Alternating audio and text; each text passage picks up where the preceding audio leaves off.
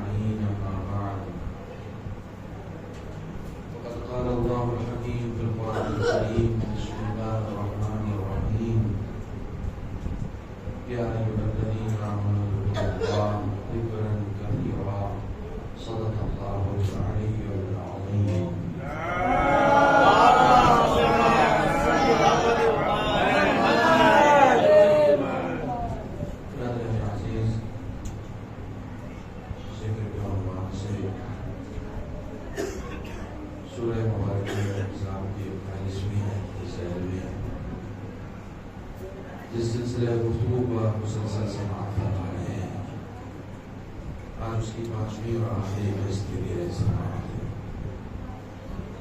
ذکر یعنی خدا کو یاد رکھنا، خدا کو یاد کرنا۔ زندگی کے تمام ادوار میں موقع خوشی کا ہو یا غم کا، وقت مصیبت کا ہو یا مسرت کا، ہر عالم میں اپنے آپ کو اپنے خدا کے ساتھ مرتبط رکھنا، اپنے آپ کو خدا کی یاد میں غرق رکھنا ذکر کہلاتا ہے۔ ذکر کی حیثیت انسانی زندگی میں کیا ہے؟ ذکر کی حیثیت انسان کی معنوی زندگی میں، اسپرچول لائف میں، غیر مادی زندگی میں ذکر کی حیثیت وہی ہے جو ہماری اس مٹیریل لائف میں، مادی زندگی میں آکسیجن کی ہے۔ جیسے ایک انسان بغیر آکسیجن کے نہیں جی سکتا۔ میں سانس لینا جانتا ہوں لیکن آکسیجن بنانا نہیں جانتا ہوں۔ میرے بس میں سانس لینا ہے لیکن آکسیجن خدا دیتا ہے۔ ایک لمحے کے لیے اگر خدا بند عالم آکسیجن کو ہٹا دے تو میرا دم گھٹ جائے گا، میں سانس نہیں لے سکتا ہوں، میں زندہ نہیں رہ پاؤں گا۔ یہ جو میں زندہ نہیں رہ پاؤں گا، یہ میں کون ہے؟ یہ جو زندہ نہیں رہ پائے گا یہ میرا جسم ہے۔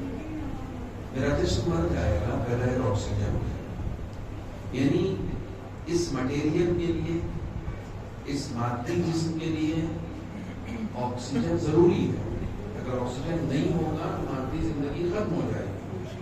جیسے مادی زندگی کے لیے آکسیجن ضروری ہے، ویسے ہی روحانی زندگی کے لیے ذکر پروردگار ضروری ہے۔ اگر کسی انسان کی زندگی میں ذکر نہیں ہو، یاد خدا نہیں ہو، تو وہ در حقیقت چلتی پھرتی لاش تو ہو سکتا ہے، کوئی زندہ انسان نہیں ہو سکتا۔ انسان کی زندگی کی علامت یہی ہے کہ وہ جو زندگی اس کے پاس ہے، اس زندگی میں خدا بند عالم کا کیا رول ہے؟ یہ جو میں کہہ رہا ہوں کہ خدا بند عالم کا کیا رول ہے، اس کا مطلب یہ نہیں ہے کہ خدا بند عالم کا جو رول ہے وہ ہے یا نہیں ہے۔ اس کا مطلب یہ ہے کہ مجھے اس بات کا علم ہے یا نہیں ہے کہ میری اپنی زندگی میں خدا بند عالم کا ایک رول ہے،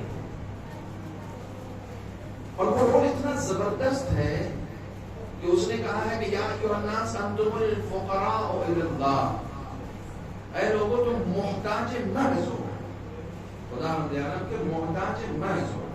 اب آپ ذرا سوچیے کہ یہ محتاجی کس قدر ہے کہ میں سانس بھی لینا چاہتا ہوں تو مجھے آکسیجن کی ضرورت ہے، کس قدر محتاجی۔ کووڈ کے بعد ہر انسان کو یہ احساس ہو گیا کہ جب فضاؤں میں آکسیجن ختم ہو جاتی ہے تو جینا کتنا مشکل ہو جاتا ہے. یہ فضاؤں میں آکسیجن رکھی کس نے ہے؟ خدا نے رکھی ہے. انسان نے تھوڑی سی پڑھائی کر لی, تھوڑا سا علم حاصل کر لیا. انسان کتنا مغرور ہے, تھوڑا سا علم حاصل کر لیا, اس نے خود آکسیجن بنائی نہیں ہے, اس کی بنائی ہوئی آکسیجن کو سلنڈر میں قید کر دیا ہے. اس کے اندر کچھ بنانے کی صلاحیت نہیں ہے کہ آکسیجن بنا سکے. کمال ہے, جو کام پیڑ کر دیتا ہے وہ انسان نہیں کر پا رہا. کتنا مجبور ہے, کتنا فقیر ہے کہ جو کام ایک درخت کر دیتا ہے وہ انسان نہیں کر پاتا. اس کی بنائی ہوئی آکسیجن کو اپنے علم کی بنیاد پر اس نے سلنڈر میں قید کر دیا ہے. اب مجھے جیسے ہی سانس لینے میں تکلیف ہوئی تو اس نے ایک تھوڑے سے علم کا فائدہ یہ اٹھایا کہ مجھ سے کہا کہ میں آپ کو سانس لینے دے سکتا ہوں لیکن اس کی پیمنٹ ہوگا. جب تک آپ پیمنٹ نہیں کریں گے آپ سانس نہیں لے سکتے. ارے تھوڑا سا تمہارے محلے کا عالم, تھوڑا سا جاننے والا تمہارے سانس لینے کے بھی پیسے تم سے لیتا ہے, اس کردگار کا شکر کیوں نہیں ادا کرتے کہ بچپن سے تم سانس لے رہے ہو اور اس نے ایک بار بھی نہیں کہا کہ سانس لینے کی پیمنٹ تمہیں کرنی پڑے گی.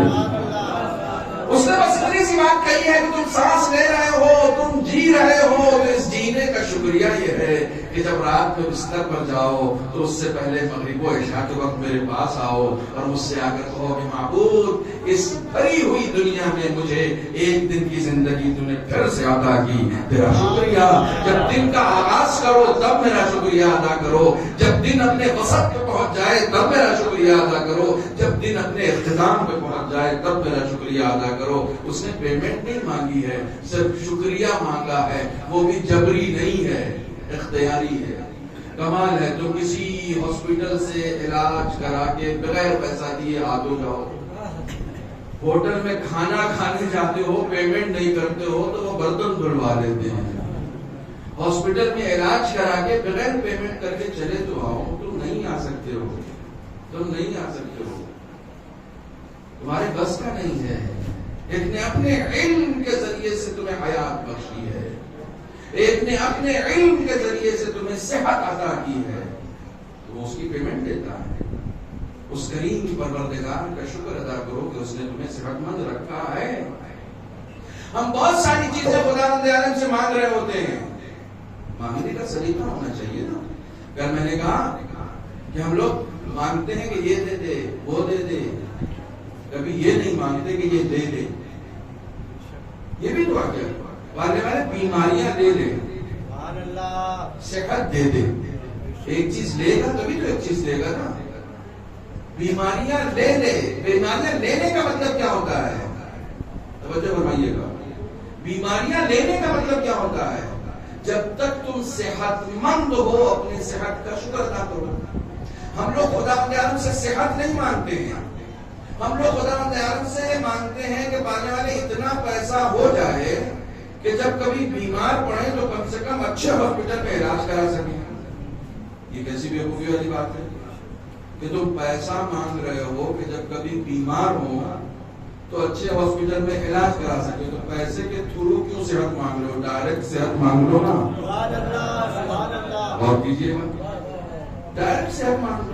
خداوند عالم نے تمہیں اتنا پیسہ دے دیا, اتنی دولت دے دی کہ تم مطمئن ہو گئے کہ خدا نہ خواستہ کبھی کچھ ہوا تو آرام سے علاج تو کرا سکیں گے. کس کے ذریعے سے؟ پیسے کے ذریعے سے نا.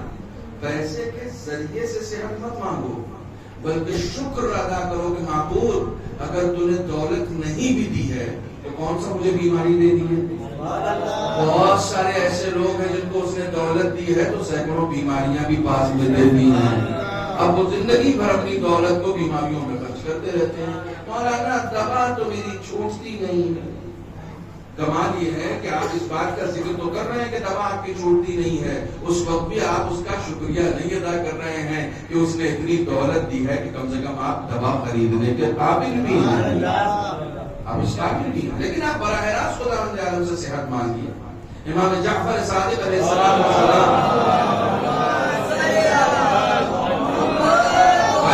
گرامی ہے کہ آپ فرماتے ہیں کہ اگر کسی کے پاس صحت ہے تو وہ خداوند عالم کا شکر ادا کرے۔ پانے والے تو نے صحت ادا کی ہے، تیرا شکر ہے۔ ایک انسان جب تک صحت مند ہے اپنی صحت کا شکر ادا کرتا ہے۔ آپ یقین جانیے اتنی بڑی نعمت ہے۔ یہ چھٹے امام کی حدیث ہے۔ ایک جگہ مولا کائنات حضرت علی ابن ابی طالب علیہ السلام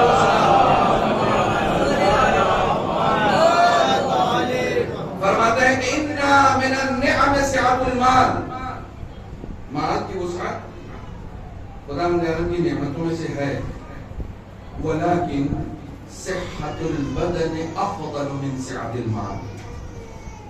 امام فرماتے ہیں کہ مال کی وسعت یقیناً نعمت ہے، لیکن صحت کا مل جانا مال کے ملنے سے بڑی نعمت ہے۔ یہ میں نہیں کہتا ہوں، یہ مولا کا نام فرمایا۔ صحت کا مل جانا مال کے مل جانے سے بڑی نعمت ہے۔ مجھے یہ لگ رہا تھا کہ مال میرے پاس ہے تو میرے پاس بڑی نعمت ہے۔ مولا کا نام فرمانے نہیں، اس سے اچھی نعمت یہ ہے کہ تمہارے پاس صحت ہو۔ مال ہو نہ ہو کوئی بڑی بات نہیں ہے۔ اللہ اکبر۔ یہاں تک حدیث سن چکے ہیں تو پوری حدیث سن لیجیے۔ یہ حدیث مجلس کے ابتدا میں آپ کے لیے ایک تحفہ ہے۔ ان سعۃ المال من النعم وان صحت البدن افضل من صحت المال۔ بدن کی صحت مال کی وسعت سے زیادہ بڑی نعمت ہے، لیکن امام فرماتے ہیں وَإِنَّا تَقْوَى الْقَلْبِ أَفْضَلُ مِنْ صِحَّةِ الْبَدَنِ۔ ایک نعمت تمہارے پاس مال ہے، اس سے اچھی نعمت یہ ہے کہ مال ہو یا نہ ہو، کیا ہو؟ صحت ہو بدن کی۔ فرمایا ممکن ہے تمہارا بدن مریض ہو، ممکن ہے تمہارے اعضاء و جوارح میں عیب پایا جاتا ہو، ممکن ہے کہ تمہارے جسم میں کوئی نقص پایا جاتا ہو۔ علی بول رہے ہیں یہ اتنا بڑا عیب نہیں ہے جتنا بڑا عیب یہ ہے کہ تمہارا قلب مریض ہو۔ یہ اس سے بڑا مرض ہے۔ تمہاری روح بیمار ہو، تمہارے پاس تقویٰ نہ پایا جاتا ہو۔ اور اگر کسی کے پاس تقویٰ پایا جاتا ہے تو چاہے بیماری ہو، فقیری ہو، خداوند عالم نے سب سے بڑی نعمت اس کے حوالے کر رکھی ہے۔ تقویٰ سب سے بڑی نعمت۔ سب سے بڑی نعمت مال نہیں ہے، سب سے بڑی نعمت صحت نہیں ہے، سب سے بڑی نعمت تقویٰ ہے۔ تقویٰ یعنی انسان ہر لمحہ خدا کو یاد رکھے۔ مجھ سے میرے نوجوان پوچھتے ہیں کہ مولانا تقویٰ کسے کہتے ہیں؟ 2 لفظوں میں بیان کیجیے۔ سنو نوجوان، تقویٰ کسے کہتے ہیں؟ اگر مجھے صبح سے لے کر شام تک، یا تھوڑا سا میں ٹائم پیریڈ بڑھا دوں، مجھے ایک ہفتے کے اعمال، ایک ہفتے کے میرے اعمال، آج کون سا دن ہے؟ سیٹرڈے۔ ایک سیٹرڈے سے، لاسٹ سیٹرڈے سے لے کر اس سیٹرڈے تک کے اعمال کو سینی میں سجا کر اگر کسی مجمع کے سامنے میرے اعمال پیش کیے جائیں، سینی میں سجا کر ایسے کہ سب دیکھ لیں، ایک ہفتے کے میرے اعمال۔ سنو تقویٰ کسے کہتے ہیں؟ میرے ایک ہفتے کے عمل کو سینی میں سجا کر کسی مجمع کے سامنے مجھے پیش کیا جائے تو اس میں ایک عمل بھی ایسا نہ ہو جس پر مجھے شرمندہ ہونا پڑے، تو اس کا مطلب میرے پاس تقویٰ پایا جاتا ہے۔ کیا مطلب ہے؟ جو کام میں بھیڑ میں کرتا ہوں وہی کام میں تنہائی میں کرتا ہوں، وہی کام میں تنہائی میں کرتا ہوں۔ ایسا نہیں کہ میری تنہائی الگ ہے اور میرا مجمع کے سامنے رہنا الگ ہے۔ اس کا مطلب یہ ہے کہ کسی کا اکیلے رہنے میں اور مجمع میں رہنے میں اگر فرق نظر آتا ہے تو اس کا مطلب اس کے پاس تقویٰ نہیں ہے۔ کیونکہ ایک مومن، اس جملے کی قدر کیجئے گا اگر کر سکتے ہیں، ایک مومن کسی ایک لمحے کے لیے بھی خود کو تنہا نہیں سمجھتا ہے. ایک لمحے کے لیے بھی مومن کبھی بھی اپنے آپ کو تنہا نہیں سمجھتا ہے. وہ جانتا ہے کہ مجمع میں رہنے سے بڑی بات یہ ہے کہ تمہارے ذہن میں یہ رہے کہ تم خدا کے سامنے ہو. کسی کو تو خدا کیا میں اکیلے ہوں، تب بھی میں اکیلا نہیں ہوں، تب بھی میں اکیلا نہیں ہوں. میں ہمیشہ کہتا ہوں قرآن پڑھو، قرآن پڑھو. قرآن تم سے باتیں کرتا ہے. الم یعلم بان اللہ یرا. تمہیں نہیں پتا کہ تمہارا خدا تمہیں دیکھ رہا ہے؟ سیدھی سی بات، تمہیں نہیں پتا کہ تمہارا خدا تمہیں دیکھ رہا. قرآن ہم سے بات کر رہا ہے. میرا خدا مجھے دیکھ رہا ہے. میں ممبر پر ہوں تب بھی دیکھ رہا ہے، میں بستر پر ہوں تب بھی دیکھ رہا ہے. سب ممبر پہ تھوڑی دیکھتا ہے، بستر پہ بھی دیکھتا ہے، گھر میں بھی دیکھتا ہے، خلوت میں بھی دیکھتا ہے، جلوت میں بھی دیکھتا ہے، بازار میں بھی دیکھتا ہے، معاشرے میں بھی دیکھتا ہے. دکان کی مسند پہ بیٹھا ہوتا ہوں تب بھی دیکھتا ہے، نوکری کر رہا ہوتا ہوں تب بھی دیکھ رہا ہوتا ہے، لوگوں کے درمیان ہوتا ہوں تب بھی دیکھ رہا ہوتا ہے، خاندان کے ساتھ ہوتا ہوں تب بھی دیکھ رہا ہوتا ہے، معاشرے کے ساتھ ہوتا ہوں تب بھی دیکھ رہا ہوتا ہے. ہر وقت دیکھ رہا. انسان کو اس بات کا احساس جب ہو جاتا ہے کہ وہ خدا کی نگاہ کے سامنے ہے تو کبھی بھی خدا کی یاد اس کے ذہن سے نہیں جاتی. جملہ آگے شکایت صلوات پڑھیں.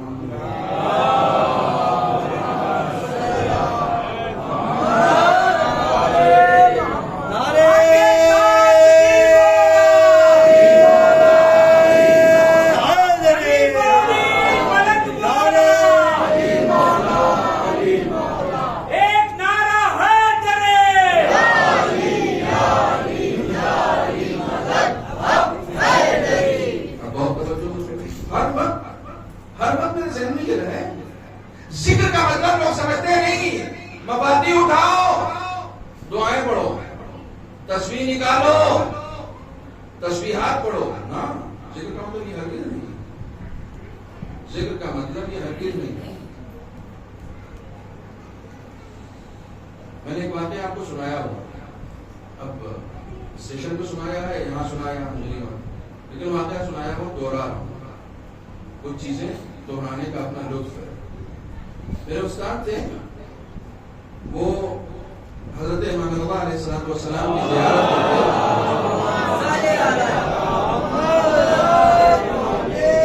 نکلے، حرم سے باہر آئے تو ظاہر ہے کہ وہ نو کا ہمیشہ آنا جانا رہتا تھا.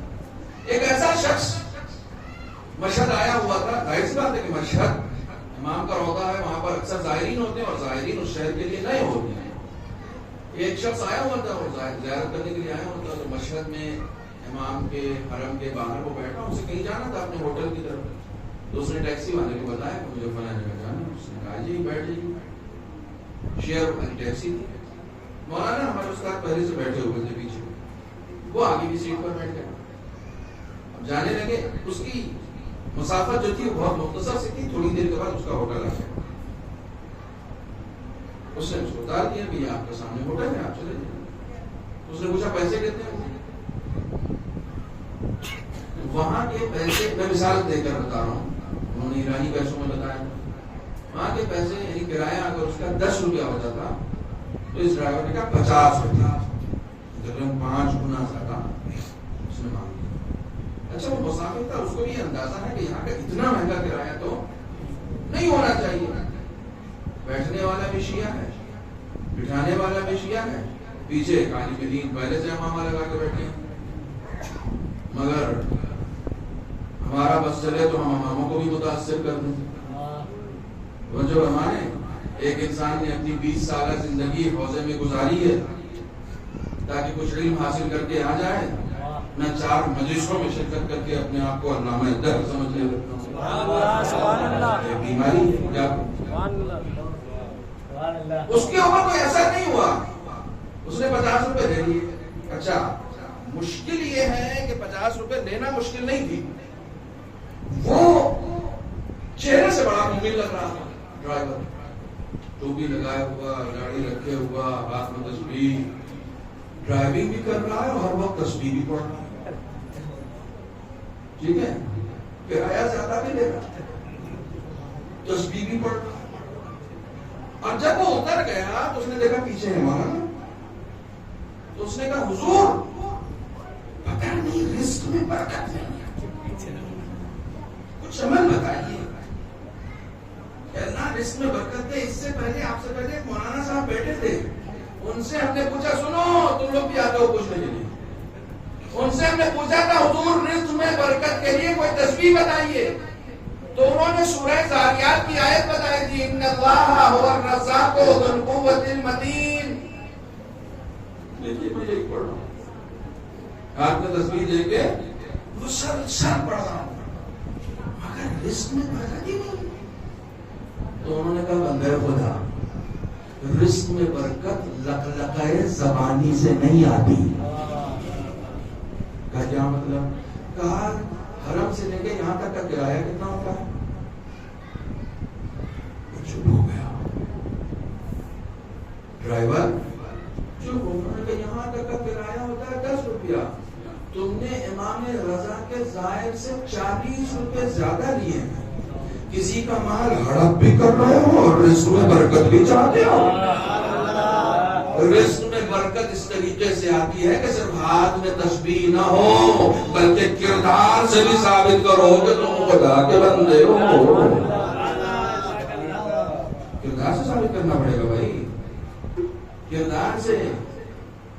قوم میں مومن ہونے کا ٹھیکیدار ہونا اور ہے خدا کے سامنے پرہیزگار ہونا، اور خدا کے سامنے پرہیزگار بنو نا، خدا کے سامنے پرہیزگار بنو۔ تقویٰ کا مطلب تمہارا جو ظاہر ہونا چاہیے وہی تمہارا باطن بھی ہونا چاہیے۔ وہ جو تو انہوں نے کہا کہ لوگوں کے ساتھ برتاؤ اچھا کرو، لوگوں کے ساتھ برتاؤ اچھا کرو، اس میں برکت ہوگی۔ پہلی یا دوسری مجلس میں نے کہا تھا اہل خاندان کے ساتھ صلہ رحمی کرو، اس میں برکت ہوگی۔ معاشرے میں نیکی کے ساتھ پیش آؤ، اخلاق کے ساتھ پیش آؤ، منافقت نہیں ہونی چاہیے، سامنے کچھ پیٹھ پیچھے کچھ، ایک جیسا کردار رکھو، اس میں برکت ہوگی۔ حرام خوری سے بچو گے، اور ایک بات یاد رکھیے حسین سب کے ہو سکتے ہیں، حرام خور کے نہیں ہو سکتے ہیں، حرام خور کے نہیں ہو سکتے۔ یہ میں نہیں کہہ رہا ہوں، امام حسین کہہ رہے ہیں، امام حسین کربلا کے میدان میں واعظ و نصیحت کر رہے ہیں۔ سنو انی اعظکم، یہ میرا جملہ نہیں ہے، امام حسین کا جملہ ہے، اسمعوا قولی ولا تعجلوا بی، مجھے قتل کرنے میں جلدی مت کرو، میری بات سنو، انی اعظکم، میں تمہیں نصیحت کرنے والا ہوں۔ جب امام حسین کے بول رہے تھے نا تو وہ اپنے لب ہلا رہے تھے، آواز نکال رہے تھے تاکہ امام حسین کی آواز ان کے کانوں تک نہیں آئے۔ وہ گھوڑے کو ٹارچر کر رہے تھے تاکہ گھوڑا ہی ہنائے، تاکہ اس کی ہنہناہٹ وہ ڈھول پیٹ رہے تھے تاکہ امام حسین کی آواز اس آواز میں دب جائے اور ان کے کانوں تک وہ آواز نہیں آئے۔ پتہ ہے امام حسین نے کہا تھا قد ولعت بطونکم من الحرام، تمہارے پیٹ مال حرام سے بھر چکے ہیں۔ جب کسی کا پیٹ مال حرام سے بھر جاتا ہے تو اس پہ امام حسین کی بات کا اثر نہیں ہوتا، حسین کے ساکر کی بات کا اثر کا حضور نہیں ہوتا۔ صلوات پر محمد و آل محمد۔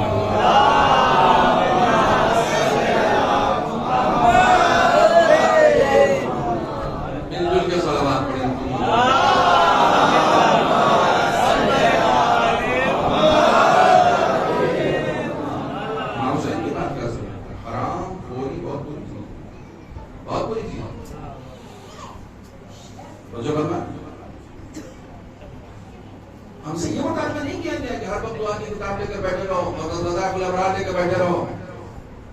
سنیے،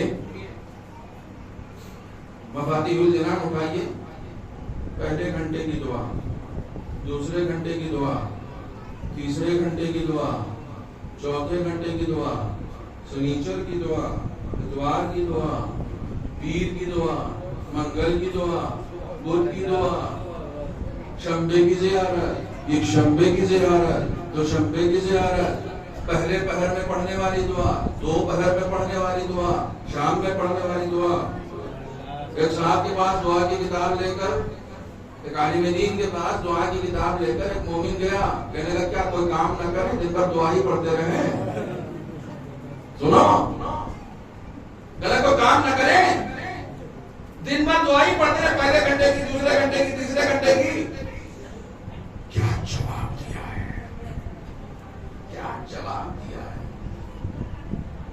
عالم ہی جواب دے گا، جس کے پاس علم ہوگا وہی جواب دے گا. کہنے لگے کبھی بس اسٹینڈ گئے ہو؟ کہاں گئے؟ وہ قوم کے تھے تو وہ قوم والی مثال دی انہوں نے، میں بھی وہی والی مثال دے رہا ہوں. 150 کلومیٹر ہے نا قوم سے تہران، 150 یا 200 کلومیٹر. کہنے لگے کبھی بس اسٹینڈ گئے ہو؟ کہاں گئے؟ کہاں وہاں دیکھا ایک لسٹ ٹنگی ہوئی ہے، قم سے تہران 9:30 بجے، قم سے تہران 10 بجے، قم سے تہران 11 بجے.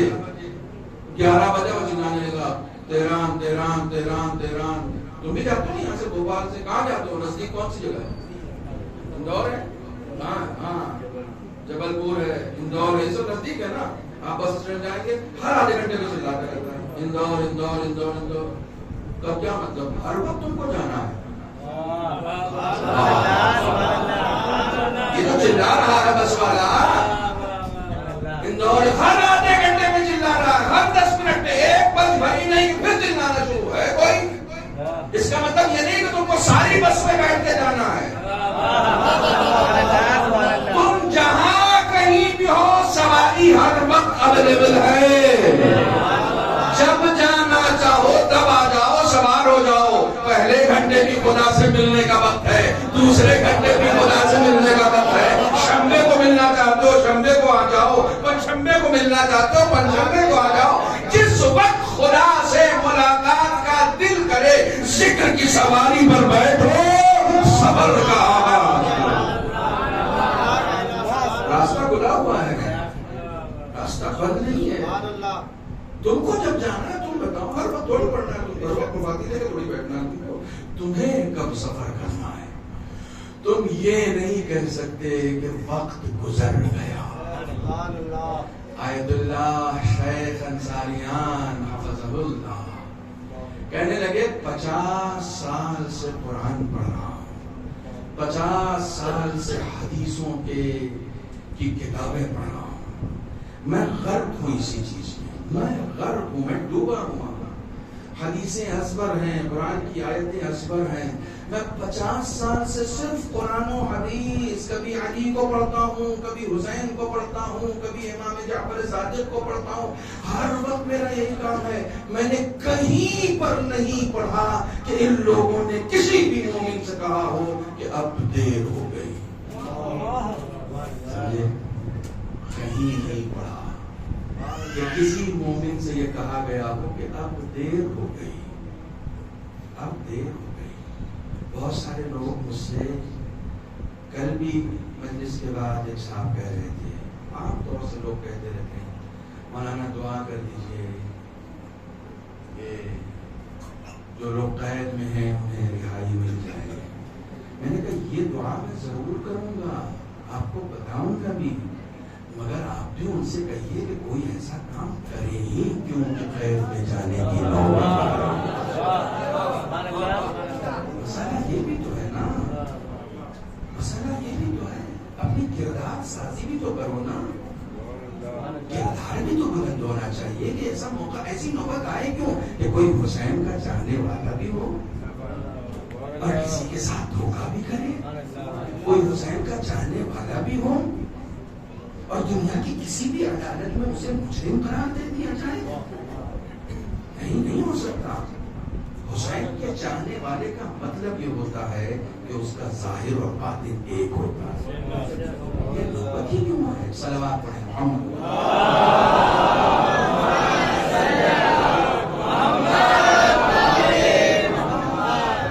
اور مل جل کے صلوات پڑھیں.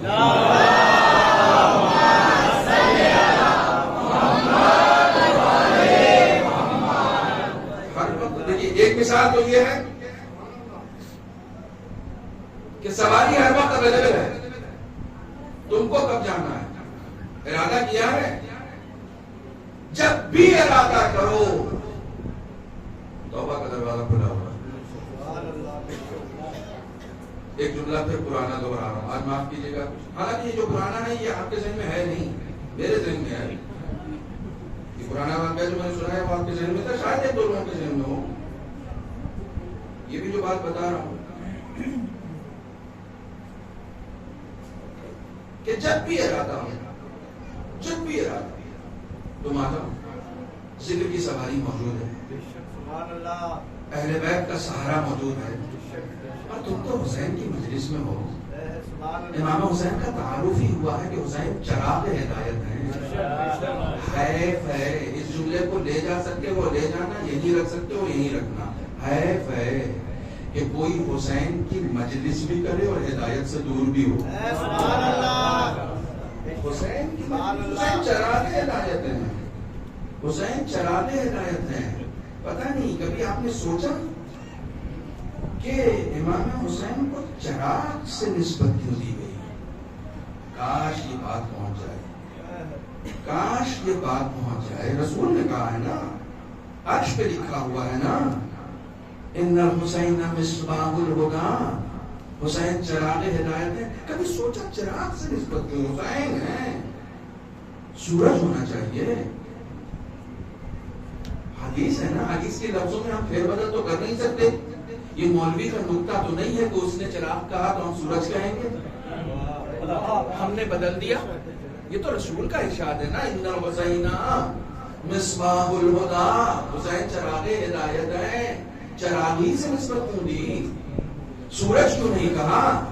سنو نوجوانوں، چراغ ایک ایسی شے ہے جو ہر ایک کو اویلیبل ہے، ہر ایک کی دسترس میں ہے۔ کوئی انکار نہیں کر سکتا کہ میرے پاس چراغ کے لیے بھی پیسے نہیں ہیں۔ ہیلوجن نہیں لگا سکتے، LED نہیں لگا سکتے، سورج نہیں چکا سکتے۔ یا تم اس ملک میں رہتے ہو جہاں سورج ہی نہیں نکلتا؟ کچھ ملک ایسے ہیں جس میں سورج نہیں نکلتا۔ اب سائنٹیفک ترقی کے بعد تو یہ ساری باتیں آ گئی ہیں نا۔ کچھ ایسے ملک ہیں جہاں 6 مہینے نکلتا ہے، 6 مہینے نہیں نکلتا ہے۔ پڑھے لکھے لوگ ہیں یہاں۔ کچھ ایسے ملک ہیں جہاں 6 مہینے نکل رہا ہے۔ اگر سورج سے نسبت دیتے تو وہ کہتے 6 مہینے تو میرے یہاں سورج ہے ہی نہیں۔ تو تمہارا حسین بھی صرف 2 مہینے نہیں ہونا چاہیے، سال بھر ہونا چاہیے۔ صلوات اور محمد و آل محمد۔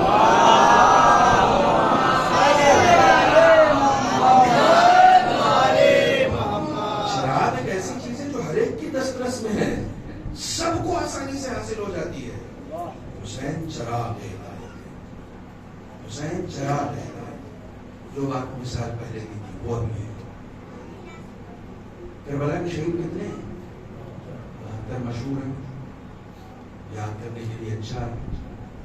72 کے نام آپ کو یاد نہیں؟ چاہے آپ جب سے پیدا ہوئے ہوں تب سے صرف مجلسی کر رہے ہوں تب بھی 72 کے نام نہیں یاد ہوگا، نہیں یاد ہوگا، بہت کم لوگوں کو یاد۔ ہمارے یہاں 72 تابوت کا جو سلسلہ ہوتا ہے یو پی بہار میں بہت ہوتا ہے، 72 تابوت خوب نکلتے ہیں۔ تو جو کامنٹری کرنے آتے ہیں نا اس کو نقابت کہتے ہیں۔ جو کمنٹیٹر ہوتے ہیں وہ بھی ہاتھ میں رجسٹر لیے ہوتے ہیں، ان کو بھی نہیں یاد ہے 72 کے نام۔ لیکن میں آپ سے پوچھوں 10 کے نام بتا سکتے ہیں؟ تو کوئی ایسا ہے جو ہاتھ نہ اٹھائے؟ 10 کے نام تو سب بتا دیں گے نا۔ اور ان 10 میں حر ہوگا یا نہیں ہوگا؟ ہوگا نا۔ حر کون تھا؟ حر کون تھا؟ وہ تو گنہگار تھا۔ قیمت سمجھو توبہ کی۔ خدا بندے عالم کو توبہ اتنا پسند ہے، ان اللہ یحب التوابین، خدا توبہ کرنے والوں سے محبت کرتا ہے، اتنی محبت کرتا ہے کہ شہدائے کربلا میں کسی کا نام تمہارے ذہن میں ہو یا نہ ہو، جو توبہ کے دروازے سے حسین تک پہنچا ہے اس کا نام آج تک تمہارے ذہنوں میں آیا۔ وہ توبہ کر کے آیا۔ توبہ کرنے والے کو خدا زندہ کر دیتا ہے۔ پلٹ گناہوں کے دلدل سے نکل کر آیا ہے، گناہوں کو خیر بات کہہ کے آیا ہے، اسے خدا کی بندگی اتنی پسند ہے کہ خواہشوں پر پیر رکھ کے آیا ہے۔ مشکل ہے، کام آسان ہوتا تو سب کر لیتے، مشکل کام سب نہیں کر پاتے۔ ایک جملہ بہت خاموشی سے بول رہا ہوں لیکن بڑے شور کے ساتھ سننا، اصلاحی مجلس سننا اور ہے، اپنے نفس کی اصلاح کرنا اور ہے۔ مجھے اصلاحی مجلس بہت پسند ہے، میں اصلاحی مجلس بہت پسند کرتا ہوں۔ مولانا نے غیبت کے خلاف پڑھا، پاپا سبحان اللہ نعرہ حیدری آباد کی غیبت کر دی، تو یہ سب سننا پسند ہے، کردار میں اتارنا پسند نہیں ہے۔ علی کو سننے والا شیعہ نہیں چاہیے، کردار والا شیعہ۔ صلوات بر محمد و آلہ۔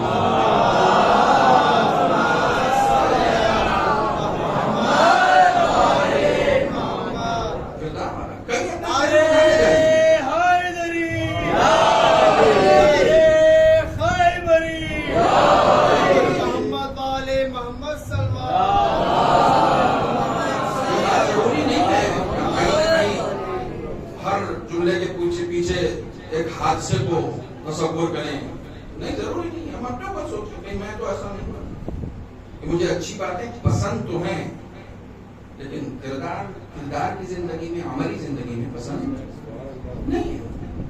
میں سننا پسند کرتا ہوں، عمل کرنا پسند نہیں کرتا ہوں، عمل کرنا پسند نہیں کرتا۔ کیا اہل بیت کو ایسا شیعہ چاہیے جو سننا تو اچھی باتوں پر تو واہ واہ کرے، اچھی باتوں پر واہ واہ کرنا کمال نہیں ہے، اچھے کردار کو اختیار کرنا کمال ہے،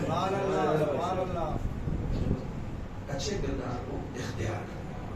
تو پہلی صورت تو یہ ہے کہ جب بھی آپ کو جانا ہو تو آپ جائیں، آپ کے پاس راستہ ہے، بسم اللہ توبہ کیجیے۔ توبہ کا مطلب وہ توبہ نصوح ہونی چاہیے، ایسی توبہ جس کے بعد بازگشت نہیں ہے۔ کوئی اس نیت سے توبہ کرے کہ آج کے لیے کر لیتے ہیں کل پھر گناہ کریں گے، اس کی توبہ نہیں کریں گے۔ انما التوبۃ علی الذین یعملون السوء بجہالۃ ثم یتوبون من قریب، قرآن ہے۔ ان لوگوں کی توبہ قبول ہوگی جن سے غلطی ہوتی ہے، جو جان بوجھ کر غلطی کرتے ہیں کہ نہیں میں غلطی کرتا ہوں ابھی توبہ کر لوں۔ کچھ لوگ اتنے ہٹ درم ہوتے ہیں کہ توبہ بھی نہیں کرتے بلکہ غلطی بھی نہیں مانتے۔ نہیں، توبہ اس کی قبول ہوگی جو غلطی سے غلطی کرے، ثم یتوبون من قریب، اور فوراً توبہ کرے جیسے اسے احساس ہو جائے کہ نہیں مجھ سے غلطی ہو گئی۔ اللہ اکبر۔ سنو بھائی، یہ میرے نوجوان، یہ میرے بچے مجھ سے کہتے ہیں کہ ان مجلسوں میں بڑی روحانیت ہوتی ہے۔ واقعی روحانیت کا مطلب سنو بھی سنو، خدا بندے جب کسی بندے کو گناہ کرتا ہوا دیکھتا ہے تو فرشتوں سے کہتا ہے ابھی نہیں لکھنا،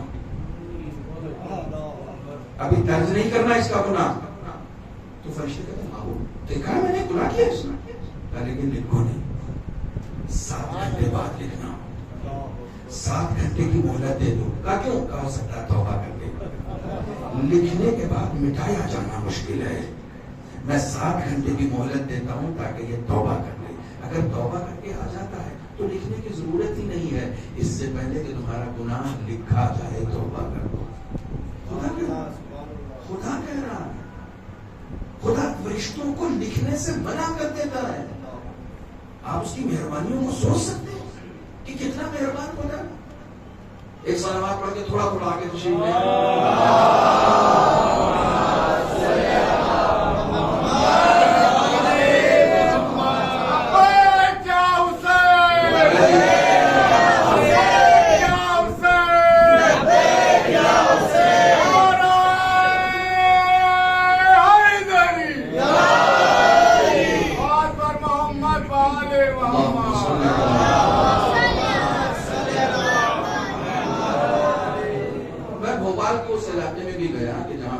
ایک لائن سے سب میڈیکل ہال ہیں، یہ وسیم بھائی لے کے گئے تھے. کوئی ایک آدھ میڈیکل ایسا بھی ہوگا نا جس کے اوپر لکھا ہوگا 24/7. ہفتے میں 7 دن کھلے گا اور گھنٹے میں 24 گھنٹے. آپ جا کے کہیں یہ کون سا میڈیکل ہال ہے ہر وقت کھلا رہتا ہے؟ میں کوئی ہر وقت بیمار ہوں کیا؟ میں کیا ہر وقت دوائی خریدتا رہا ہوں کیا؟ نہیں، تم کو ہر وقت دوا خریدنے کی تھوڑی کہا گیا. یہ اویلیبل ہے، تم کو نہیں خریدنا ہے. جب بھی مرض کا احساس کرو آ جانا. مریضوں کے لیے ہر وقت کھلا ہوا ہے، سمجھنے کی کوشش کرو.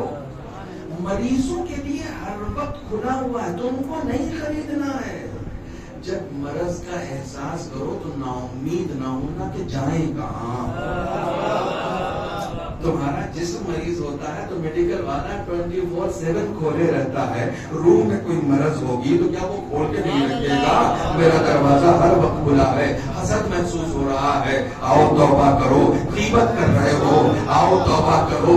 کسی کے اندر کوئی برائی پنپ رہی ہے، آؤ توبہ کرو. مال حرام کی خواہش ہو رہی ہے، آؤ توبہ کرو. تمہارے جسم کا میڈیکل ہر وقت کھلا رہتا ہے تو میرے یہاں توبہ کا دروازہ بھی ہر وقت کھلا رہتا ہے. جب آنا چاہو کھلا ہوا اویلیبل ہے. کمال یہ ہے کہ تمہیں ڈائگنوز کا طریقہ تھا. کمال یہ ہے کہ تم اپنے مرض کو مرض سمجھ سکو. جس کے اندر یہ صلاحیت پیدا ہو جاتی ہے اسے حکیم کہا جاتا ہے کہ وہ اپنے مرض کو سمجھ لیتا ہے. آپ اپنے مرض کو ڈائگنوز کرنے کے لیے کس کے پاس جاتے ہیں؟ ڈاکٹر کے پاس. وہ پڑھا لکھا ہے، وہ فوراً سمجھ جائے گا کہ مریض ہو. امام حسین کا فرش بچھانے والا، امام حسین کی مجلس میں شریک ہونے والا اگر اپنے ہی عیوب کی طرف متوجہ نہیں ہے تو ایسے فرش بچھانے کا فائدہ کیا؟ ہمیں متوجہ ہونا چاہیے کہ یہ مرض میرے اندر پایا جاتا ہے اور خدا کی توبہ کا دروازہ ہر وقت کھلا ہوا ہے. خدا ہم سب کو توفیق دے. وَمَنْ أَعْرَضَ عَنْ ذِكْرِي فَإِنَّ لَهُ مَعِيشَةً ضَنْكًا وَنَحْشُرُهُ يَوْمَ الْقِيَامَةِ أَعْمَى. قرآن پڑھ رہا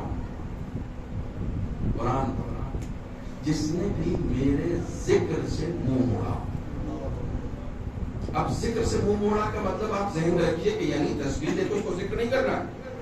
ذکر سے منہ موڑنے کا مطلب کیا ہے؟ جو مجھے بھول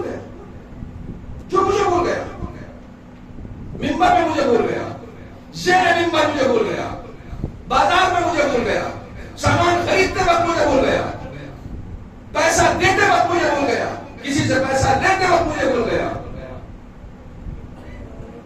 زندگی کے معاملات میں مجھے بھول گیا، گھر والوں کے ساتھ خوش خلقی سے پیش آنے میں مجھے بھول گیا. بد اخلاقی کر دی. بظاہر آیت اللہ محمد حسین تہرانی کا بات زندہ تھے. انہیں عالم معنی میں یہ دکھایا گیا. ایک چیز ہوتی ہے خواب، ایک چیز ہوتی ہے مکاشفہ. مکاشفہ میں سونا ضروری نہیں ہوتا. انسان جاگے مکاشفہ کر سکتا ہے اگر خدا چاہے. تو انہیں عالم مکاشفہ میں یہ دکھایا گیا کہ قبر میں اترے ہیں، نہیں اتارے گئے، وہ تھوڑی اترتا کوئی. قبر میں اتارے گئے اور جیسے ہی قبر میں چھوڑ کر لوگوں نے گئے اوپر سے قبر بند کی ہے، ویسے ہی دیکھا 2 خطرناک قسم کے کتے ان کے قبر میں داخل ہو گیا. آیت اللہ، مرجع تقلید، صاحب رسالہ، نہ جانے کتنے شاگرد تربیت کیے، اس سے دور ہونا چاہتے ہیں. وہ بار بار حملہ کر رہے ہیں. سنو خواتین، سنیں میری مائیں بہنیں، سنیں وہ کتے اوپر حملہ کرنا چاہتے ہیں.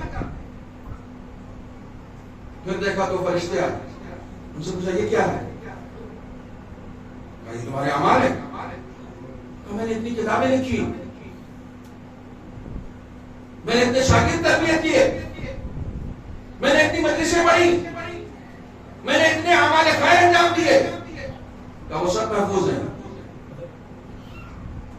وہ سب محفوظ ہیں. یہ کیا ہے؟ کہ وہ سب اپنے وقت میں ملیں گے، لیکن یہ تمہاری بدخلقی ہے جو گھر والوں کے ساتھ پیش آتے ہیں. یہ جو گھر میں کبھی کبھی اپنی بیوی پہ تم چیختے تھے نا، یہ وہ ہے.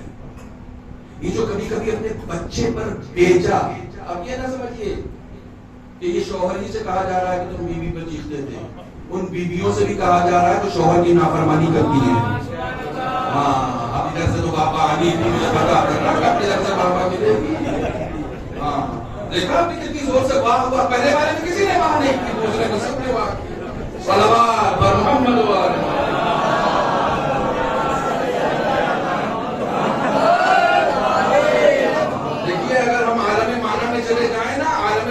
میں چلے جائیں تو ہمیں صرف ادھر کی نہیں ادھر کی بھی بات سنائی دیتی ہے. ایک صلوات اور پڑھیں محمد و آل محمد.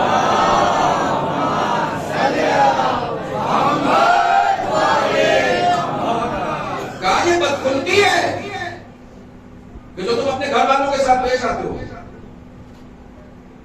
ضروری نہیں ہے کہ ہم گھر والوں کے ساتھ پیش آئیں، اپنے دوست کے ساتھ، اپنے پڑوسی کے ساتھ، اپنے رشتہ دار کے ساتھ، اپنے صاحب معاملہ کے ساتھ، اپنے تاجر بھائی کے ساتھ بد اخلاقی، بد کلامی. اہل بیت کا چاہنے والا بد کلامی نہیں کرتا. اہل بیت کا چاہنے والا کسی کو گالی نہیں دیتا.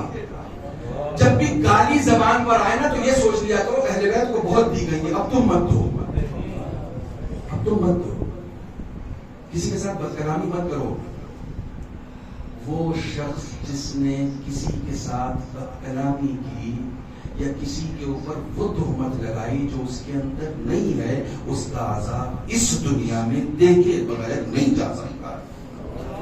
لکھ لو، امام کی زبانی کہہ رہا ہوں، امام محمد باقر علیہ السلام.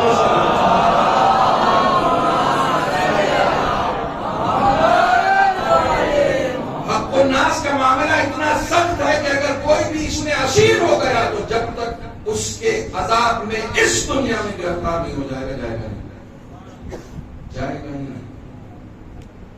روتے ہوئے بیدار ہوئے عالم مکاشفہ سے اور سجدے بھی گر گئے.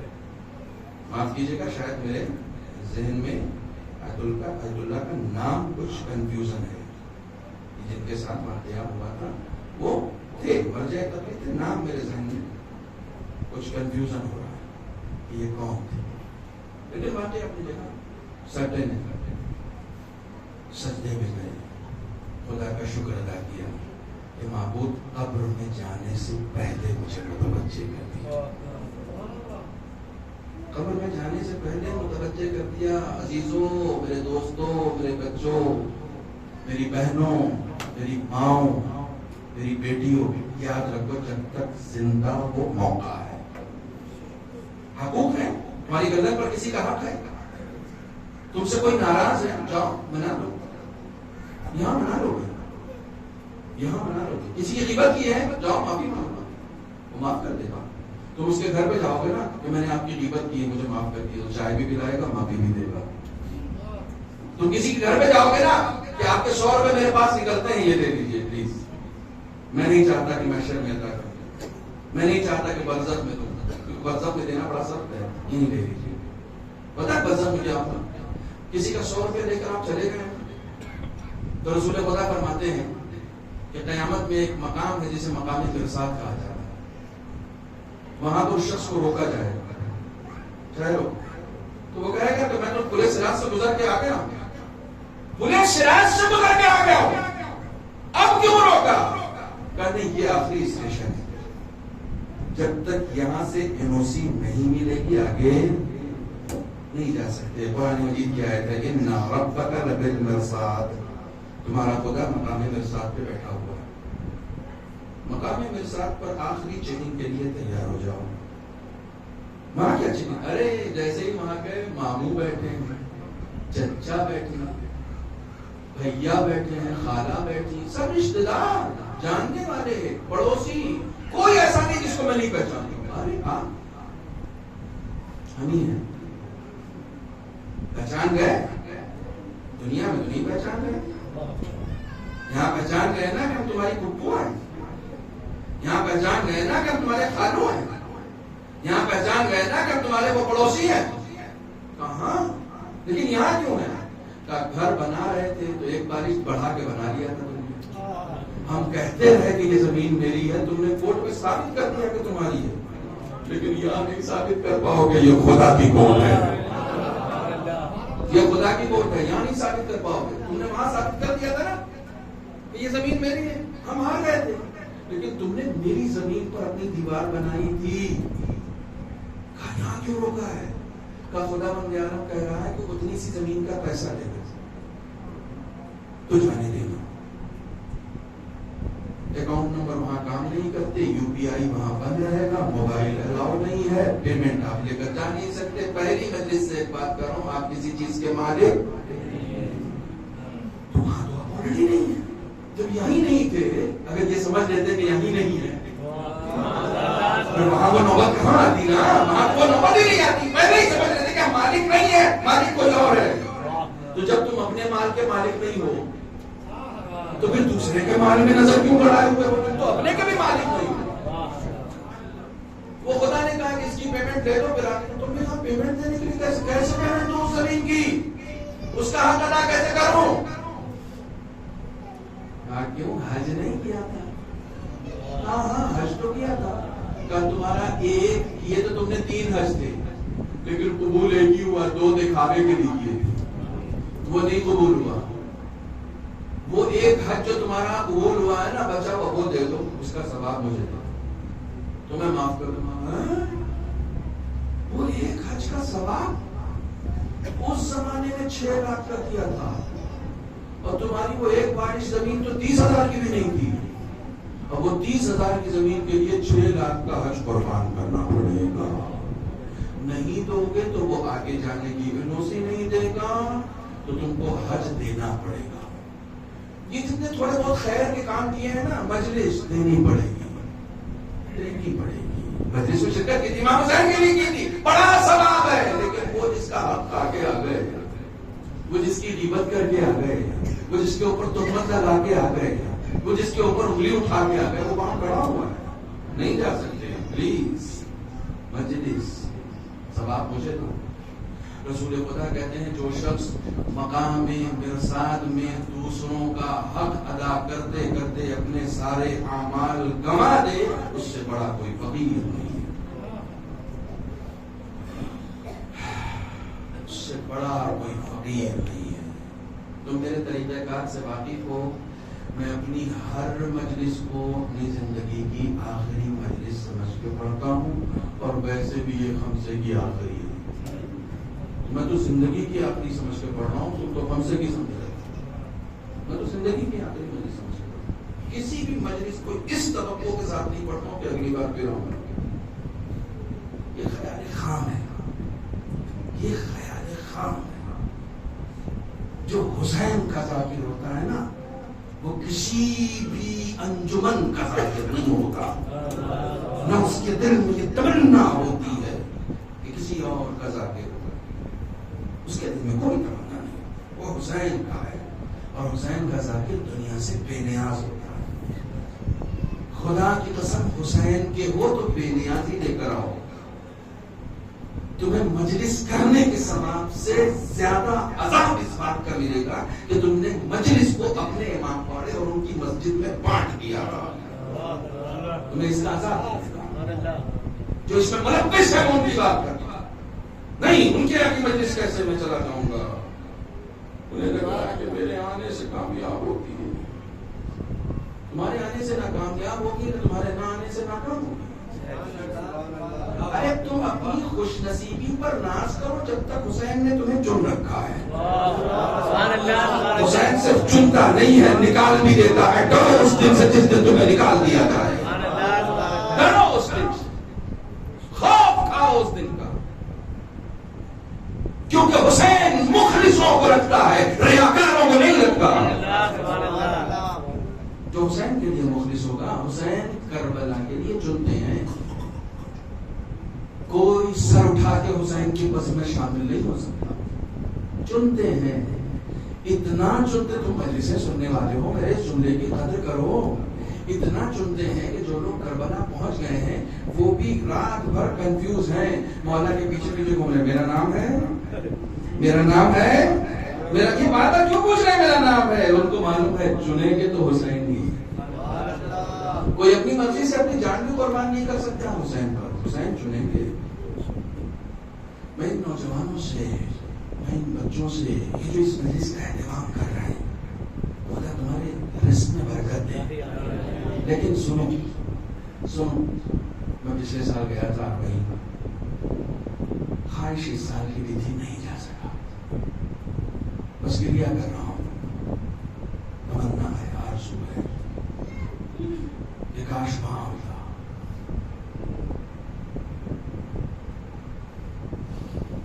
ایک عراقی کو دیکھا جو رو رہا تھا. میں نے کہا کیوں رو رہا ہوں؟ کہا ہر سال میں پیسے سال بھر جمع کرتا ہوں تاکہ حسین کی راہ میں خرچ کر سکوں، اور ادھر اربعین ختم ہوتا ہے، میرا پیسہ حسین 2 گنا 3 گنا کر کے واپس کر دیتے ہیں. سنو، وہ اس بات پہ رو رہا ہے کہ حسین واپس کیوں کر رہا ہے. وہ اس بات پہ خوش نہیں ہو رہا ہے کہ میرا پیسہ 2 گنا ہو جا رہا ہے. میرے نوجوان بچوں سنو، وہ اس بات پر رو رہا تھا کہ میرے مولا مجھے پیسہ 2 گنا کر کے کیوں دے دیتے ہیں. میں مولا کے لیے چلاتا ہوں، پھر سال بھر میں فقیری کو جھیلنا چاہتا ہوں کہ مولا تمہاری راہ میں دیا تھا، اب مجھے فقیری اچھی لگ رہی، مجھے فقیر رہنے دو. مگر حسین مجھے فقیر رہنے نہیں دیتا، مجھے پلٹا کے دے دیتا. میں جتنا خرچ کرتا ہوں اس کا 2 گنا 3 گنا واپس کر دیتا ہوں. میں فقیری جھیل ہی نہیں پاتا. میں حسین کی راہ میں درد اٹھانا چاہتا ہوں. یہ جذبہ لاؤ گے؟ حسین کی راہ میں درد اٹھانا چاہتا ہوں. میں تکلیف اٹھانا چاہتا ہوں کہ مجھے تکلیف ہو. اور جلدی وقت گزر گیا. آپ یقین جانے میں جو باتیں ابھی عرض کرنی تھی وہاں تک پہنچا بھی نہیں. میں درد اٹھانا چاہتا ہوں حسین کی راہ میں. یہ جذبہ کہاں سے لاؤ گے؟ ہم لوگ حسین کی راہ میں دینے سے بھی ڈر رہے ہیں. دینے سے بھی ڈر رہے ہیں. وہ وہاں دے رہا ہے، اس کو دوبارہ مل جاتا ہے تو اس بات پر ہوتا کیوں ملا. میں ایک ٹائم بھوکا رہتا تو یہ سوچتا نا کہ ہاں میں نے حسین کی راہ میں خرچ کیا تھا نا، تو اس لیے بھی مجھے بھوکا رہنا پڑا. تو مجھے اس بھوک کا مزہ آتا کیونکہ میں حسین کی راہ میں خرچ کر کے بھوکا رہتا. بڑا ہے، بڑا معاملہ ہے. مجلس پڑھو نامدار پاس، مجلس پڑھو، مجلس کرو، مجلس میں شرکت کرو. کسی کو درمیان میں نہ آنے دو. تم رہو اور تمہارا حسین رہے. تم رہو اور تمہارا حسین رہے. کسی کو درمیان میں نہ آنے دو. سنیے، یہ باتیں عام طور سے ممبر سے نہیں پڑھی جاتی ہیں. ہمارے یہاں بعض ذاکرین ایسے گزرے ہیں، بعض ذاکرین، دونوں طرف کی بات پڑھوں گا. تو بعض ذاکرین ہمارے یہاں ایسے گزرے ہیں کہ 2-3 مجلسیں ایک ساتھ پڑھ کے آ گئے. ٹھیک ہے، گاڑی میں بیٹھے ہوئے ہیں، بیٹی نے کہا کہ بابا یہ یہاں سے جو آپ کو نذرانہ ملا ہے میں کھول کے دیکھوں. خبردار خبردار ایسے نہ کھول. کہا کیوں؟ کہا میں بتاتا ہوں. انہوں نے 2-3 لفافے اور جیب سے نکالے، ان سب کو ملا دیا. کہا اب جو چاہو کھولو تاکہ پتہ نہ چلے کس نے کیا دیا. اگلی بار جب میں وعدہ کروں تو لفافے کے وزن پر وعدہ نہ کروں، حسین کے لیے وعدہ کروں. میں حسین کے لیے وعدہ کروں. اپنے خلاف اتنا منبر پہ پڑھنا آسان نہیں ہے. یہ تو ہمارے خلاف ہے نا، یہ تو ان لوگوں کے خلاف ہے نا جو ڈیمانڈ کرتے ہیں. یہ تو ان لوگوں کے خلاف ہے نا جنہوں نے مجلس کو تجارت بنا رکھا. شرم تو ان کو آنی چاہیے جو ذاکر بھی نہیں ہے اور انہوں نے مجلس کو تجارت بنا رکھا. شرم انہیں آنی چاہیے. اور سخت جملہ کر رہا ہوں جنہوں نے حسین کو وہ پل بنا رکھا ہے کہ جس کے اوپر چڑھ کے وہ اپنی دنیا حاصل کر رہے ہیں. شرم آنی چاہیے. ایک آدمی جو ذکر کر رہا ہے، ذکر کر کے ڈیمانڈ کر رہا ہے، وہ بھی غلط ہے. میری نگاہ میں وہ بھی غلط ہے. میری نگاہ میں وہ بھی غلط ہے. شبر رسد کہ کسی نے اس کو اپنی تجارت بنا کے، بہت سارے لوگوں نے بنا رکھا ہے. آپ یہاں سے دلی تک چلے جائیے، کوئی محفل کر رہا ہے، کوئی نجف میں محفل کر رہا ہے، کوئی کہیں کچھ کر رہا ہے، کوئی کربلا میں کر رہا ہے، پوری قوم سے چندہ اکٹھا کرتے ہیں حسین کے نام پر، 20% خرچ کرتے ہیں، 80% گھر پہ رکھ لیتے ہیں، وہی ان کا کاروبار ہے. شرم آنی چاہیے، شرم آنی چاہیے. حسین کے نام پر کاروبار، اور اس کے بعد رزق میں برکت چاہتے ہو. حسین کے نام پر حسین کے عزاداروں کو لوٹنے والوں کو شرم آنی چاہیے. ان کے یہاں رزق میں برکتیں نہیں آئیں گی، ایسی تنگی آئے گی کہ پورا معاشرہ دیکھے گا. آیت اللہ مطہری کے استاد تھے. دیکھیے کچھ معاملات کتنے سخت ہیں. آیت اللہ کرمان شاہی کے پاس ایک شخص نے آ کے کہا کہ میں نے خواب دیکھا کہ میں امام حسین کا گوشت نوچ کے کھا رہا ہوں. میرا بدن لرز جاتا ہے. آیت اللہ کرمان حماسہ حسینی حوالہ دے رہا ہوں، اپنی طرف سے نہیں پڑھتا. شہید مطہری نے لکھا کہ آیت اللہ کرمان شاہی کے پاس ایک شخص آیا، کہنے کا میں نے عجیب و غریب خواب دیکھا، میرا بدن کانپ رہا ہے. میں نے خواب دیکھا کہ میں امام حسین کا بدن کا گوشت نوچ کے کھا رہا ہوں. کانپنے لگے، رونے لگے. کہنے لگے ذاکر ہو کیا؟ فوراً اس سے پلٹ کے کہا ذاکر ہو کیا؟ ہاں. کہا کہ مصائب میں اپنی طرف سے روایتوں کو پڑھ دو، نہیں آتا کتاب لے کے بیٹھو. زبردستی کے وہ مصائب جو حسین کے اوپر نازل نہیں ہوئے ہیں، لوگوں کو رلانے کے لیے کچھ بھی پڑھ دیتے ہو. وہ پڑھو جو حسین کے ساتھ ہوا ہے، وہی بڑی مصیبت ہے. نہیں پڑھ سکتے تو کتاب لے کر بیٹھو. حسین کی طرف وہ نسبت بھی مت دو جو نہیں ہوئی ہے، نسبت بھی مت دو. تم حسین کے جسم کو وہ اذیت پہنچا رہے ہو جو یزیدیوں نے بھی نہیں پہنچائی. یہ معاملہ کربلا کا ہے، یہ معاملہ مجلس کا ہے، یہ معاملہ امام حسین کا. خدا کے لیے ہوشیار ہو جاؤ، خدا کے لیے آگاہ ہو جاؤ، خدا کے لیے بیدار ہو جاؤ. ذاکر ہو، بانی ہو، محتمم ہو، شریک ہونے والے ہو، عزادار ہو. امام حسین کا معاملہ ہے، امام حسین کا معاملہ ہے. میرے دوست ہیں نجیب زیدی، اچھا شعر کہا ہے. کہتے ہیں یہ کربلا ہے، یہاں کا الگ ہی قصہ ہے. یہ کربلا ہے، یہاں کا الگ ہی قصہ ہے. یہاں چراغ بجھاتے ہیں روشنی کے لیے، یہاں چراغ بجھاتے ہیں روشنی کے لیے، خدا کے لیے. امام حسین کے معاملات میں ذرہ برابر بھی خود پرستی نہیں ہوئی، ذرہ برابر. یہ تصویر کا ایک رخ ہے. تصویر کا دوسرا رخ یہ ہے کہ ہمارے یہاں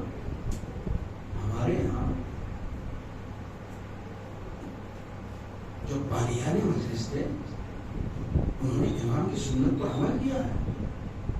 لوگوں نے اپنے پورے گھر دے دیے حسین کے نام پر،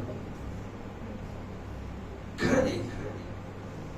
انہیں معلوم تھا کہ یہ دینا ہی باقی رہے گا. امام بابا نے ذاکر کو بلایا، مجلس پڑھو، میرے جد کے مجلس پڑھو، مصائب پڑھو، مصیبت بیان کرو. مصیبت بیان کی تو تھیلا بھر کے اشرفیاں دے دی. یہ کیا کر رہے ہیں آپ؟ میں نے اس کے لیے نہیں پڑھی ہے. کہا مجھے معلوم ہے اس کے لیے نہیں پڑھی، مگر جو تم نے کیا ہے اس کی قیمت تھوڑی دے سکتا ہوں. یہ تو جو میرے بس کا ہے وہ میں دے رہا ہوں، یہ تو جو میرے امکان میں ہے وہ میں دے رہا ہوں.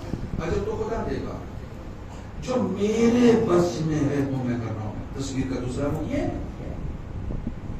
جو میرے بس کا ہے وہ میں دے رہا ہوں، جو میرے امکان میں ہے وہ میں دے رہا ہوں. کیا تعلیم دی امام نے؟ برکتیں یہاں سے آتی ہیں. یہ امام حسین کا معاملہ ہے. ومن اعرض عن ذکری فإن له معیشۃ ضنکا. معاف کیجیے گا مجھے بہت ساری باتیں آج عرض کرنی تھی، لیکن کچھ طبیعت اور کچھ مزاج یہ دونوں بگڑا رہا. اس وجہ سے بہت ساری باتیں جو آج کی مجلس میں مجھے عرض کرنی تھی میں نہیں عرض کر سکتا. صرف ترجمہ سنا کے آگے بڑھ رہا ہوں. مصیبت کے 2-3 الفاظ آپ کی خدمت میں سنا کے مجلس کو ختم کر رہا ہوں.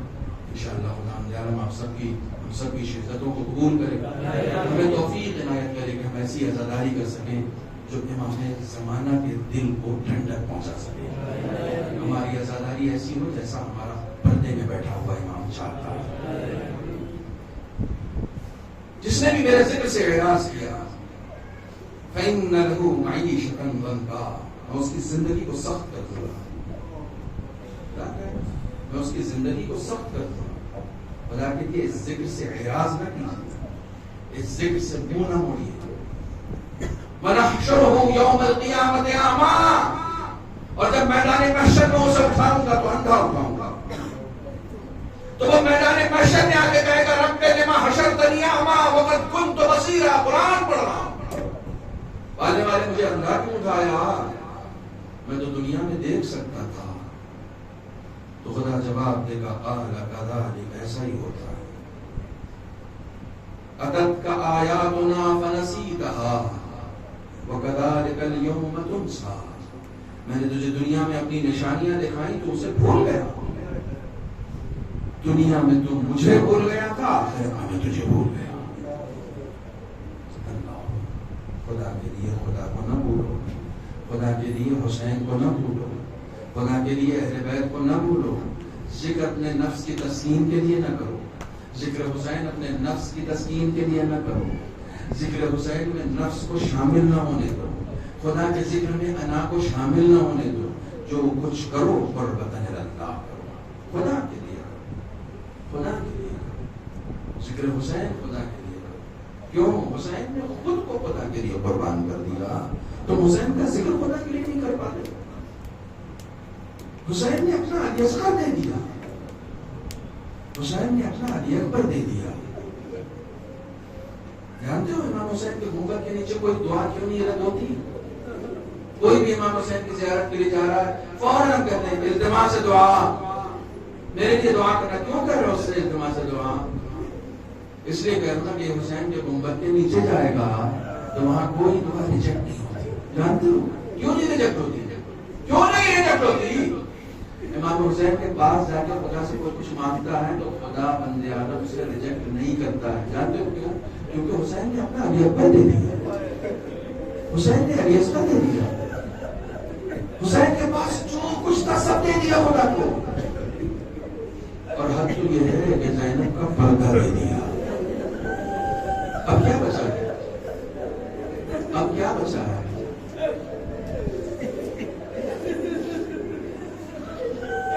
کچھ بچا ہے حسین کے پاس؟ جس نے 6 مہینے کا بچہ دے دیا ہو وہ کیا لے کر جا رہا ہے؟ کچھ لے کر جا رہا ہے.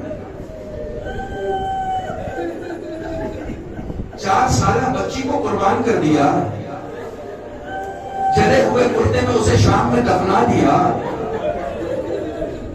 کیا بچا حسین کا پاس؟ کچھ بچا ہے؟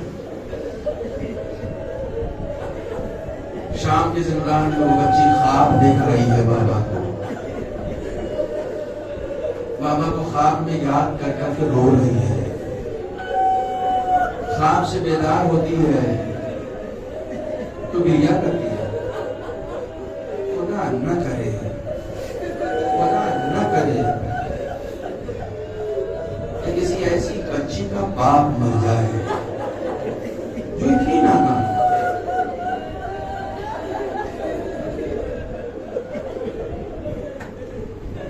میں اپنی ایک بات بتاؤں, کسی زمانے میں ایران میں تھا, میری 2 بچیاں بہت چھوٹی سی, اس وقت بہت چھوٹی سی. جب میں ایران میں تھا تو وہاں پر ایک عمل ہوتا ہے حجامت کا, یہاں بھی ہوتا.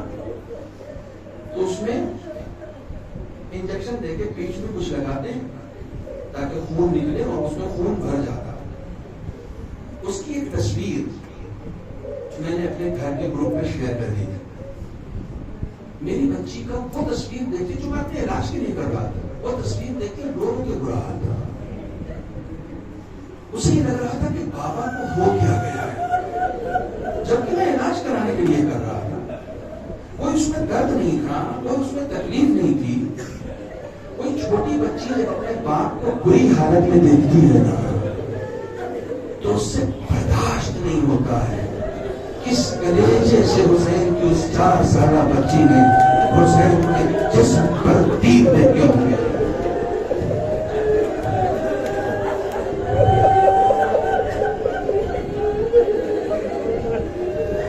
السلام علیکم یا ابا عبداللہ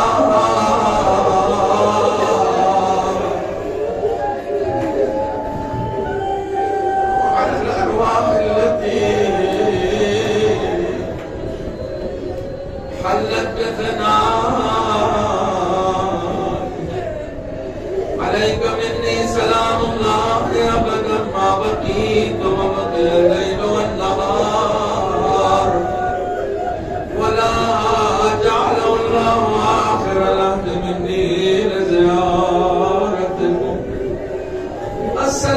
السلام على الحسين وعلى علي بن الحسين وعلى أولاد الحسين وعلى أصحاب الحسين. عزاداروں, اگر کسی کے گھر والے قتل ہو جائیں, میں نے کل کی مجلس میں بیان کیا کہ اسے آ کر تعزیت پیش کر دے, تسلیت پیش کر دے. مگر میرے بیمار امام کے نیچے سے بستر کھینچا گیا, صرف بستر نہیں کھینچا گیا, توقع کے نامبار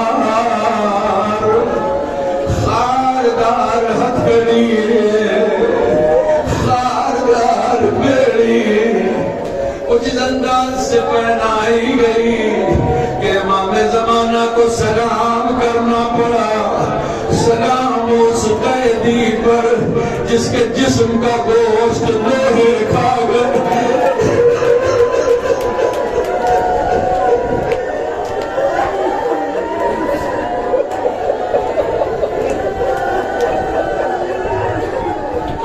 جسم میں کوئی چیز چبھ جائے تو پورے جسم میں اذیت ہوتی ہے, ذرا سا گرمی تم سے برداشت نہیں ہوتی. ہر آدمی مجھ سے مجلس سے پہلے کہہ رہا تھا مولانا گرمی بہت ہے. ارے تمہیں کتنی گرمی لگتی ہے, تمہارے بدن پہ کپڑے ہیں, سید سجاد کے جسم پہ لوہے تھے. تم رات میں بیٹھے ہو, تمہارے سر پہ پنکھا چل رہا ہے, تمہارے حجرے میں ٹھنڈک ہے.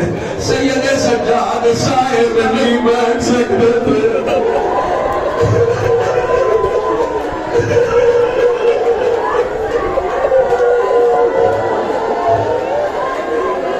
تمہیں دھوپ میں کوئی نہیں بٹھاتا.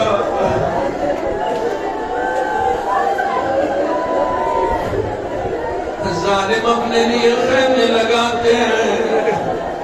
شمر ملعون نے تازیانہ دے کر ایک غلام کو سید سجاد پہ تعینات کر رکھا ہے, خبردار صاحب نہ بیٹھنے پر.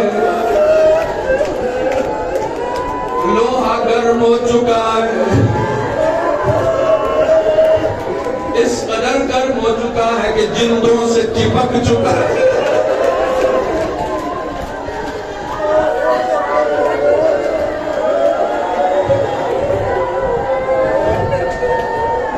بغیر شرم کے گریہ کرو, ایسے گریہ کرو جیسے بوڑھی ماں جوان بیٹے کے لاشے پہ گریہ کرتی ہے. امام رضا فرماتے ہیں حسین کے غم میں مجھے زجہ پسند ہے. زجہ کہتے ہیں چیخ مار کے رونے. جزاکم ربکم. خدا کی قسم میں نے تجربہ کیا ہے, کبھی تم نے کوئی نیا کپڑا پہنا ہو، اس میں اگر ایک ٹیگ بھی لگا ہوتا ہے تو وہ نمازوں میں اذیت دیتا ہے، رکوع میں جاتے ہو تو اذیت دیتا ہے، سجدے میں جاتے ہو تو اذیت دیتا ہے، تمہارے نئے کپڑے میں ایک ٹیگ لگا ہو تو وہ اذیت دیتا ہے۔ کبھی تم نے سید سجاد کی طرح نماز پڑھی ہے، گلے میں تو خاردار ہے مگر رکوع ہو رہا ہے، کمر میں لنگر ہے مگر سجدے میں ہے۔ جب لوہا حد سے زیادہ دب گیا تو ظالم کے خیمے کا ایک سایہ نظر آیا، سید سجاد نماز ادا کرنے کے لیے اس سائے میں گئے، ملعون تازیانہ لے کر باہر آیا، کہتا تم سائے میں نہیں بیٹھ سکتے۔ سید سجاد کہتے میں بیٹھنے نہیں آیا، بس 2 رکعت نماز پڑھنا۔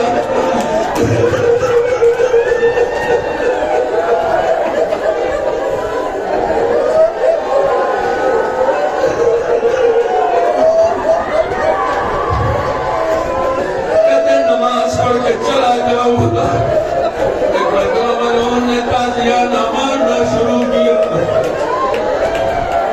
تو دور سے دکھیاری پھوپھی یہ منظر دیکھ رہی تھی، کہتی ہے بیٹا سید سجاد اپنی پھوپھی کو معاف کرنا، چادر روتی تیری نماز کے لیے سایہ کرتی، جزاکم ربکم۔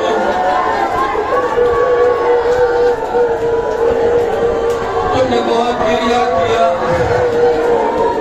عرب کا ایک دستور سن لو، میں نے مجلس ختم کی، سنو، عرب کا ایک دستور ہے، میں نے بہت سارے مسائل چھوڑ دیے، خدا تمہیں صبر دے حسین کے علاوہ کوئی غم نہ دے۔ جب اہل حرم کا لٹا ہوا قافلہ مدینے آیا ہے تو مدینے کی عورتیں پرسہ دینے کے لیے، کربلا سننے کے لیے زینب سے ملنے آتی ہیں، پرسہ دینے آتی ہیں۔ سنو عرب کا ایک دستور سنو، میں نے مجلس ختم کی، بس اب جتنا رونا ہو رو لینا۔ عرب کا ایک دستور ہے کہ اگر کوئی غلام یا کنیز کسی خطا کو انجام دیتے ہیں تو اسے سزا دینے کے لیے دھوپ میں بٹھا دیا جاتا ہے، اسے اس وقت تک دھوپ میں بٹھاتے ہیں جب تک اس کا چہرہ دھوپ سے جھلس نہ جائے۔ عورتیں مدینے میں زینب سے ملنے آئی ہے، سنو عرب کا دستور سنو، زینب سے ملنے آئی ہے، کیا دیکھتی ہے کہ کوئی کنیز ہے جو دھوپ میں بیٹھی ہوئی ہے، چہرہ جھلس گیا ہے، سیاہ ہو چکا ہے، گھر کے اندر تشریف لائی، جناب زینب کے سامنے مدینے کی عورتوں نے ہاتھ جوڑ لیے، کہتی ہیں بی بی آپ کا خاندان کرم والا خاندان ہے، آپ کا خاندان معاف کر دینے میں سب سے آگے ہے، اس کنیز سے ایسی کون سی خطا ہو گئی ہے جو اسے دھوپ میں بٹھا رکھا ہے، اس کی خطا معاف کیوں نہیں کر دیتی؟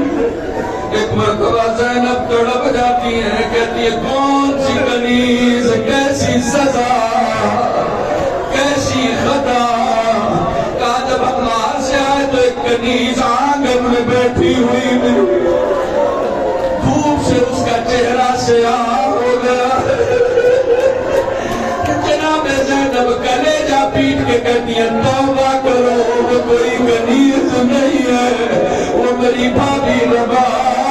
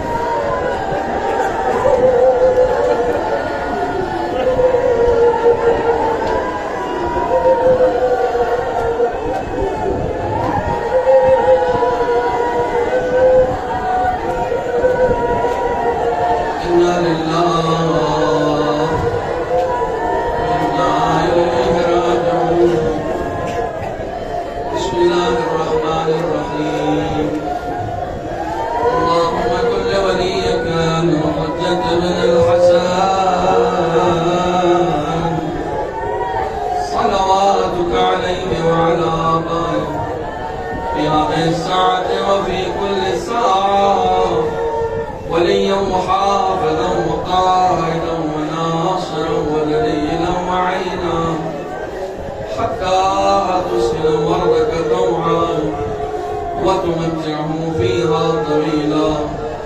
خدایا حضرت محمد و آل محمد ان تمام حضرات و خواتین کے اس عزاداری کو، اس گریے کو، اس شرکت کو قبول فرما. معبود امام حسین کے صدقے میں یہ جو آوازیں حسین کے غم میں بلند ہیں، ان کی زندگی میں حسین کے غم کے علاوہ اور کوئی غم نہ دے. معبود جس کے پاس جو غم ہے، جو جس مصیبت سے دوچار ہے، جو جس پریشانی میں مبتلا ہے، پانے والے اسے اس پریشانی سے نجات عطا فرما. معبود حضرت محمد و آل محمد ہمیں اہل بیت کے لیے مخلص بنا دے. معبود حضرت محمد و آل محمد ہمارے تمام گناہ کبیرہ و صغیرہ کو معاف فرما.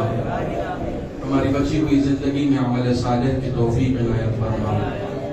پالنے والے تو ایسا پروردگار ہے جیسا ہم چاہتے ہیں، ہمیں ایسا بندہ بنا دے جیسا تو چاہتا ہے. معبود بے روزگاروں کو صاحب روزگار بنا، مقروضین کے قرض کو ادا فرما، پریشان حال کی پریشانیوں کو دور فرما، بیماروں کو شفائے کاملہ عطا فرما.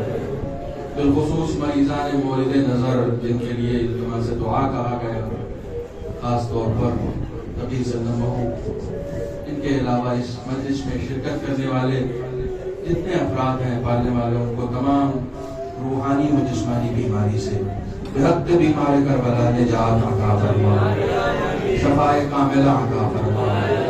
معبود بحق محمد و آل محمد ہم سب کو حج و زیارات سے مشرف فرما. جو مشرف ہو چکے ہیں انہیں شرف قبولیت عطا فرما. پالنے والے ہمیں توفیق دے کہ ہم حسین کی عزاداری کر سکیں.